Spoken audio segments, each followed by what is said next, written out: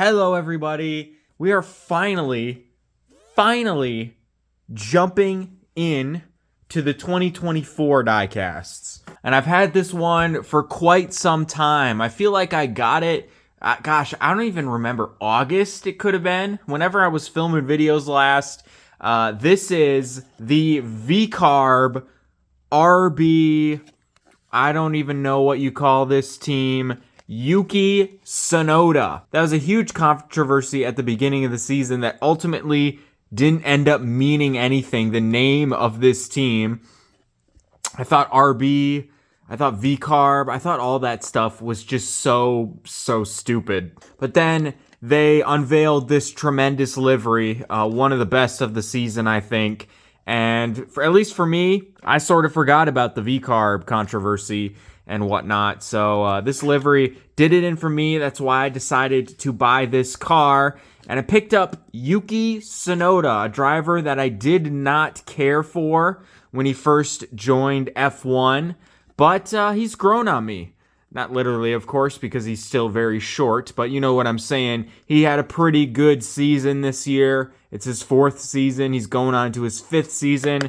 Still with this team. I think that's a bit of a controversial thing that he's still stuck with VCARB, RB, whatever they decide to call it next year. Of course, I have a huge history of reviewing cars from this team all the way back to the Toro Rosso days. Of course, I've got the 2017 and 2018 Toro Rossos, but this is probably the best of all of them. The 2019 Toro Rosso, Daniel Kvyat.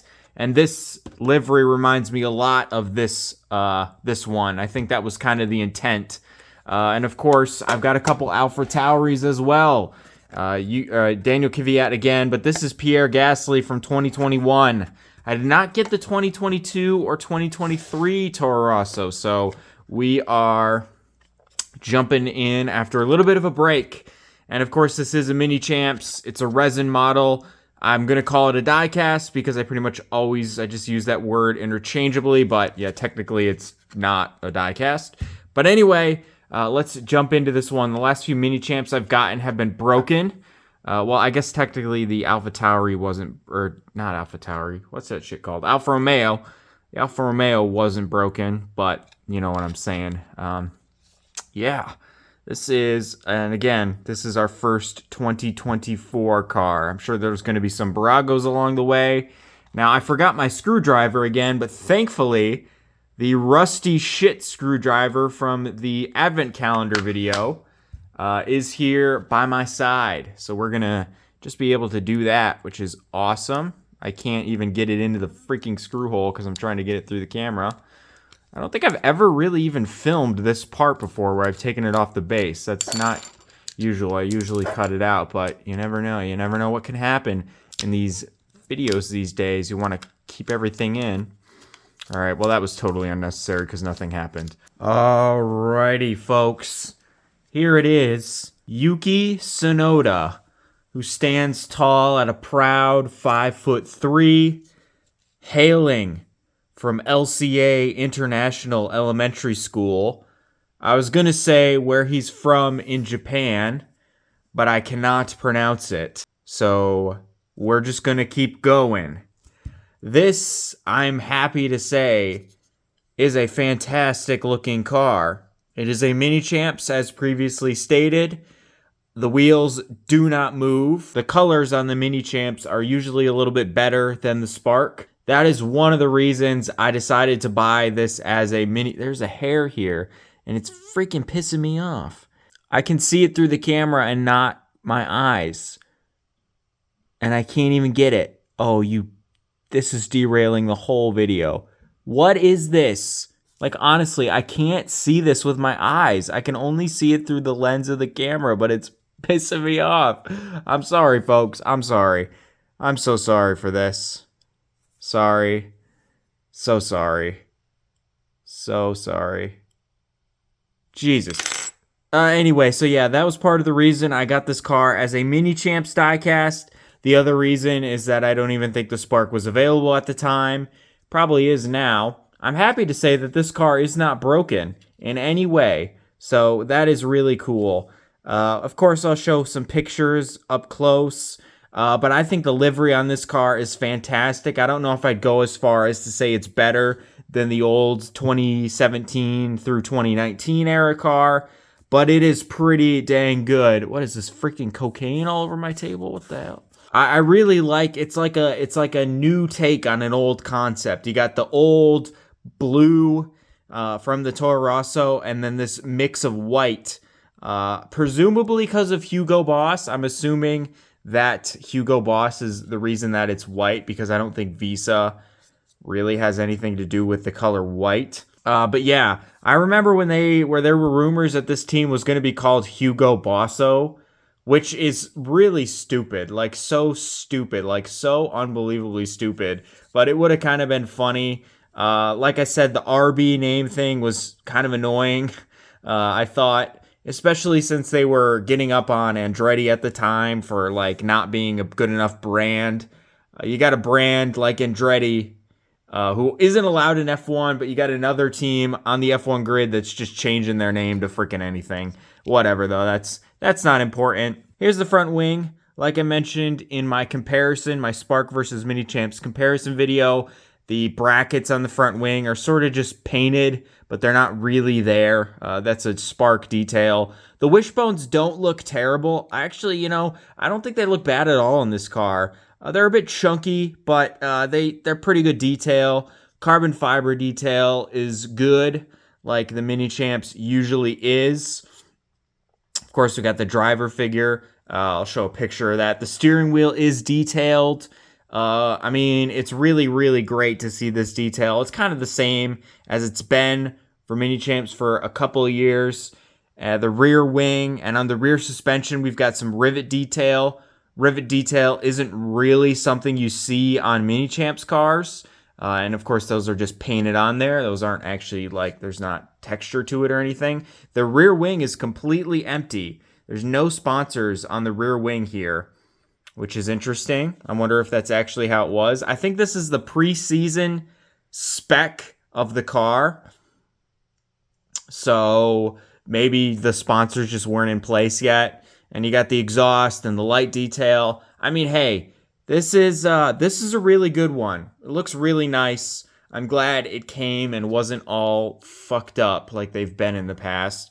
The underside, you can actually see the glue where it's all glued together on the underside. Wow, I've never seen, I feel like there's usually like a cover covering the front suspension. Like you could just see the bare front suspension underneath it. It kind of looks a little weird, I won't lie. And all the glue doesn't look great either, but this is the bottom. We don't really care what's going on in the bottom. They do detail it still. There's kind of a board detail. There are screws on this car. So in theory, you could take it apart and kind of do like what we did with the advent calendar. Is this still the cocaine? Jeez, I won't do a line before making videos anymore. I think this is a great looking diecast. If you're at all interested in the livery, it looks like this wheel is actually a little bit crooked. If we want to split hairs here and talk about things being broken, yeah, this front wheel is definitely crooked, but it sits on the table fine. So, yeah, okay, I found something that's technically wrong with it, but that doesn't matter too much because it sits on the table fine. Yeah, this is a really nice one. I kind of like the number on this too. It's kind of like got that block lettering like a jersey.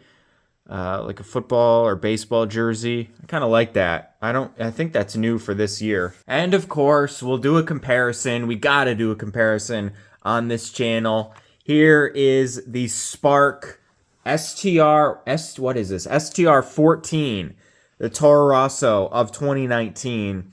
I still think this is one of my favorite cars, one of my favorite diecasts.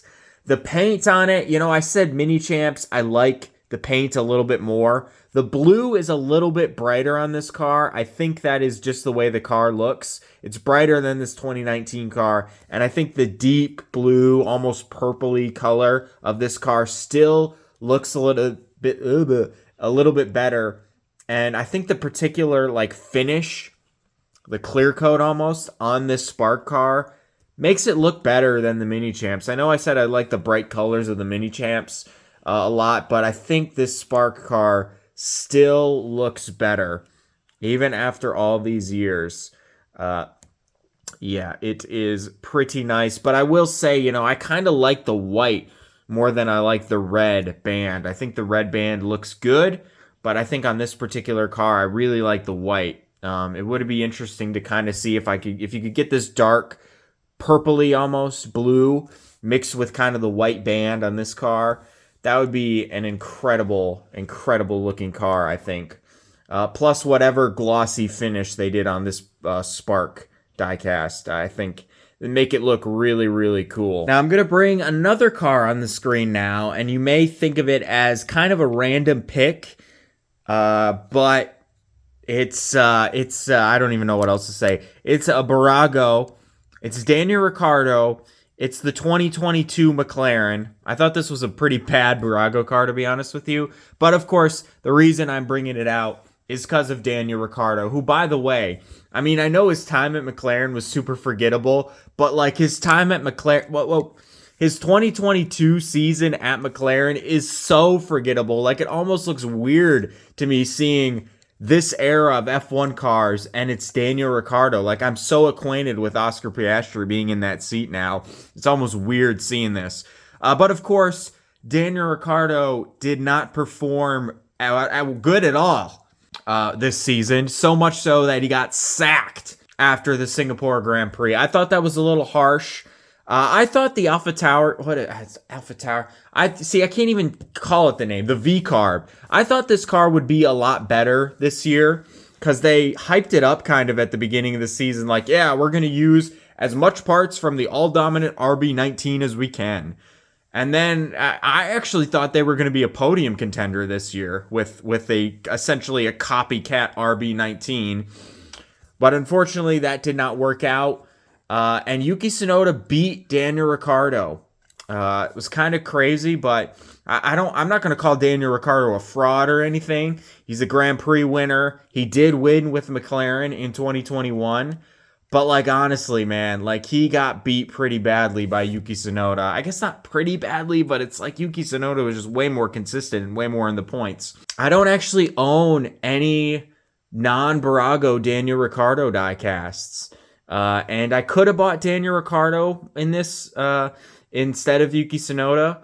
He was still driving for the team at the time I bought this. But I'll just be honest with you, like, he's never been a driver that's, like, wowed me, really.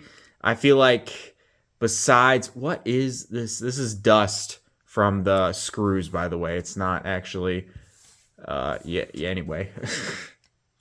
I just can't believe it's still appearing, like, everywhere. I feel like I've wiped it a million times. But yeah, Daniel Ricciardo got sacked. Liam Lawson took over this car, and now Liam Lawson's going to Red Bull and leaving Yuki Tsunoda at RB. Look, there's more. Where? It's just coming from the screw. Yeah, it's okay. So it's just coming from the screw hole. Fuck this stuff, man. Yeah, so Yuki Tsunoda's got another year at VCARB, RB, whatever the hell they decide to call it. Just call it Red Bull 2 at this point, honestly. You know, I think he could perform well in Red Bull. You know, I wouldn't have said this a couple years ago, but man, I think Yuki Tsunoda should have got the shot. I don't know. Liam Lawson, he did well. He did well at RB this year in his few races, but man, I don't know. But that Red Bull seat, that second Red Bull seat is a tough job. If I were Yuki Tsunoda, I would be looking to go the Pierre Gasly route, try to get to another team as soon as he can, and that seems super favorable these days. Veteran drivers are very, very sought after. You've seen guys like Esteban Ocon, Nico Hulkenberg. They're just hanging around forever. They just keep jumping to new teams like that. That experience, that talent is worth so much more these days. But anyway, I've wrapped this video. I've been yapping for a little while. This is a great looking car. I highly recommend it if you're in the market for a MiniChamps AlphaTauri RB fucking Toro Rosso Minardi. It's one of the few teams that is a non-Barago. There's no Barago options for this team. Of course, you could never say never, but yeah. This is one of the few teams you can't get in Barago right now, so maybe that'll change. But yeah, it's if you want an RB you need to go with the expensive stuff, and this is a pretty good one. Anyway, though, that's going to do it for this video. Thank you all for watching. Let me know what you want to see next, and I will see you in the next video.